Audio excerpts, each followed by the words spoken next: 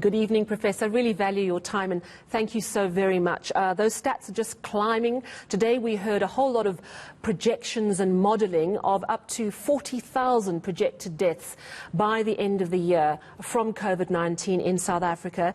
Does that sound plausible to you? Good evening, Sally, and a very good evening to all the viewers.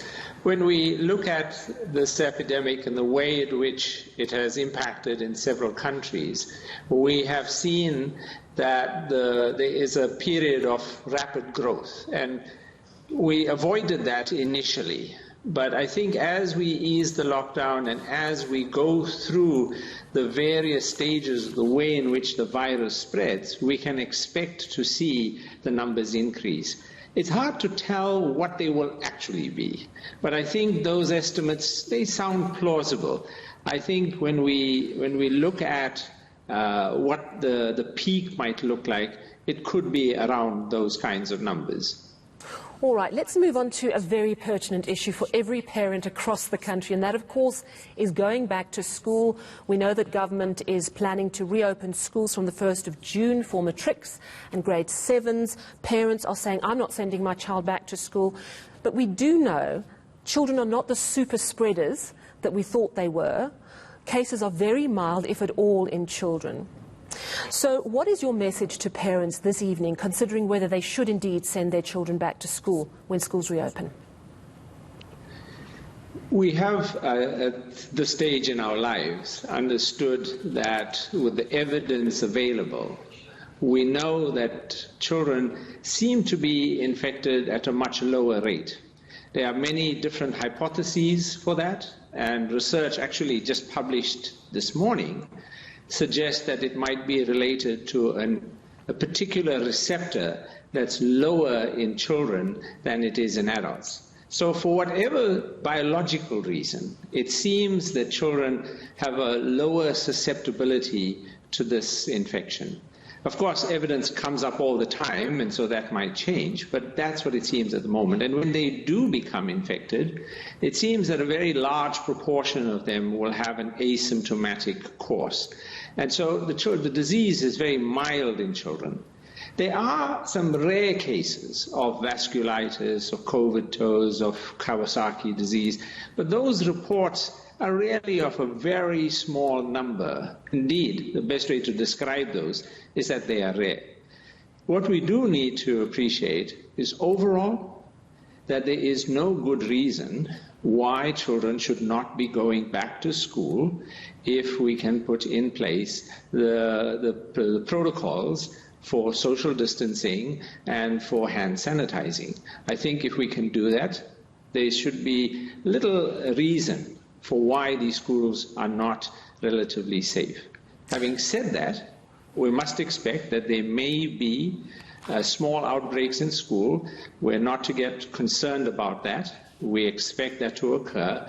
We have ways in which we can identify them and deal with them, but that's no reason why we should be concerned. It is part and parcel of the way in which this virus spreads. I think of great concern is the news, I think it was yesterday, about the 2-day-old baby who died here in South Africa. I think it's our first child death from COVID-19. Very sad news. This baby was premature. But here's the thing. How can a baby, because as far as I know, and maybe you have an update, there is no vertical transmission from mother to unborn child of this virus. So how can a child pick the virus up after birth and within 2 days succumb to it? Doesn't that suggest this child maybe was positive but didn't die of the disease? Yeah, I think it's a big set of questions, and I have to say this particular child and the case involved raises more questions than it answers. I think at this stage it's probably safest to say that this child succumbed to probably a combination of problems, medical concerns that occurred early in childbirth. Whether COVID was the actual cause of disease is not clear at this point. All right, so that does, of course, lead to my next question, which is how do we measure a COVID death? If someone dies and we think they had COVID, do we call it a COVID death, or are they tested after death? How do we establish what is a COVID death? Because there's a great difference, and I don't need to tell you this, between dying with something and dying from something, which of course reminds me of how AIDS deaths used to be classified as pneumonia and TB but never AIDS for a while in this country. Yeah, so it's not very difficult to identify a COVID death. In terms of the diagnosis, most of those patients are identified quite early. And when patients are sick, as we expect in patients being admitted and being hospitalized, they often test positive. There may be the rare case that does not test positive, but would be identifiable through other means. But it's generally not difficult to identify whether the death occurred is due to COVID. Having said that, there will always be exceptions, and I think at this stage, the way in which we've been identifying deaths has been pretty accurate. All right, so this leads me on to the Western Cape, because the Western Cape has a higher death toll than the rest of the country. They say their higher infection rate is because they're doing more targeted tests, but they say their higher death toll from COVID is because, and this is an explanation by the DA's Helen Ziller, is that they are testing everyone who dies for COVID in the Western Cape, that they are testing very differently people who die suspected of COVID-19. I need to ask you a direct question. Is the Western Cape testing people who die differently to the rest of the country when it comes to COVID-19? So I'm not really totally familiar with how these protocols differ in the Western Cape.